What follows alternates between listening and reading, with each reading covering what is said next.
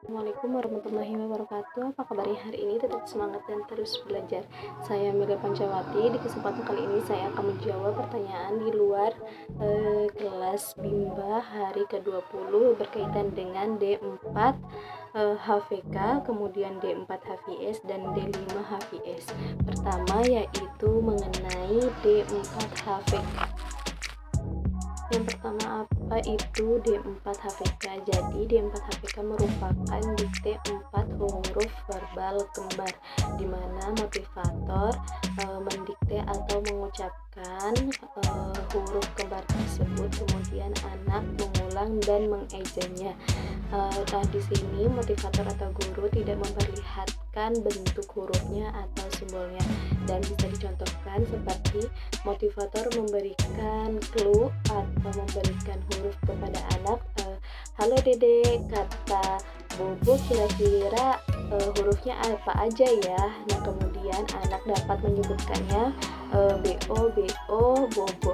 Jadi satu persatu huruf anak sebutkan, kemudian disusun menjadi kata tersebut. Pertanyaan selanjutnya yaitu berkaitan dengan syarat D4 HVK.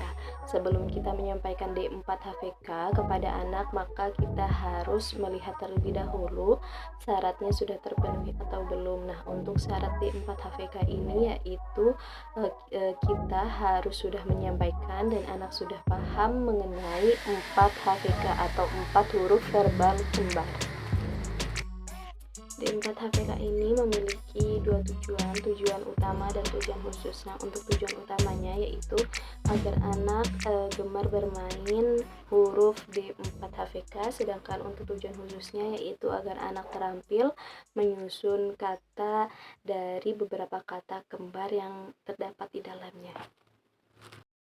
Untuk penyampaian D4 HVK ini dapat dilakukan dengan cara yang pertama yaitu berdialog menggunakan bahasa Bimba. Nah, untuk berdialog menggunakan bahasa Bimba, kita sebagai motivator harus memberikan contoh, yaitu ketika kita menyampaikan kata kembar seperti bobo, maka harus dilakukan secara 3 kali. Nah, untuk kali pertama anak mulai atau baru mendengarkan kata tersebut, kemudian untuk kali kedua yaitu anak mulai paham dengan kata tersebut, dan kali ketiga yaitu anak mulai aktif dan anak mulai percaya diri untuk menyebutkan kata bobot itu sendiri. Nah, untuk motivator jangan lupa setiap 5 menit sekali kita harus memberikan reward atau pujian kepada anak, namun tidak boleh memberikan pujian pintar, cantik, kemudian hal-hal yang akan membesarkan mereka dan akan membuat mereka nantinya malas untuk belajar. Kita dapat memberikan reward itu seperti wah kakak keren, kakak hebat, seperti itu.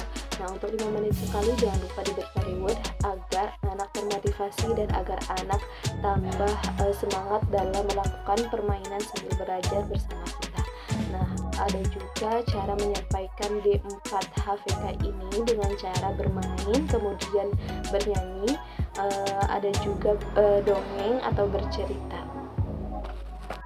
Setelah D4 HVK, maka kita dapat melanjutkan ke materi D4 HVS. Nah, D4 HVS ini apa? D4 HVS merupakan dikte 4 huruf verbal sederhana, di mana penyampaiannya itu dengan kata-kata yang sederhana seperti meja, meja. Mereka memiliki beberapa kata yang tidak kembar namun diucapkan secara sederhana. Dan cara agar kita dapat memberikan D4 HVS ini, maka syarat yang perlu kita pahami dan perlu kita ketahui, ada 2 syarat yang harus terpenuhi. Syarat pertama yaitu 4 HVS atau 4 huruf verbal sederhana, yang kedua yaitu D4 HVK. Ketika 4 HVS dan D4 HVK ini belum terpenuhi, maka tidak boleh kita sebagai motivator memberikan materi selanjutnya, yaitu memberikan materi D4 HVS ini, karena telah melampaui batas anak dan syarat tersebut pun belum terpenuhi sepenuhnya. Di dalam D4 HVS memiliki 2 tujuan utama, yaitu agar anak senang bermain dengan kata D4HVS ini, dan untuk tujuan khususnya yaitu agar anak terampil dalam pengucapan kata di mana terdapat dua kata atau dua suku kata yang berbeda. Penyampaian D4HVS ini dapat kita lakukan dengan cara satu, berdialog dengan bahasa Bimba. Nah, jangan lupa setiap kita berdialog berbahasa Bimba, kita sebagai motivator harus melakukannya 3 kali. Untuk kali pertama anak mungkin belum paham apa yang kita sampaikan, kemudian untuk kali keduanya anak sudah mulai paham dan sudah mulai terbiasa dengan kata yang kita sampaikan, dan kali ketiga yaitu anak mulai percaya diri dan mulai menyampaikan kata yang mereka perdengarkan dari kita. Nah, untuk di sini contohnya yaitu bisa menggunakan kata nasi, NASI, kemudian bisa menggunakan kata BACA atau baca.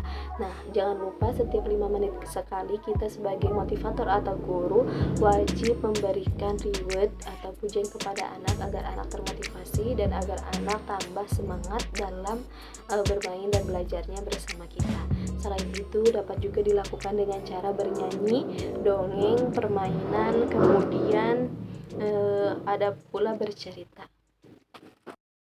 Ketika D4HVS sudah terpenuhi, maka tahap selanjutnya yaitu D5HVS atau dikte 5 huruf verbal sederhana.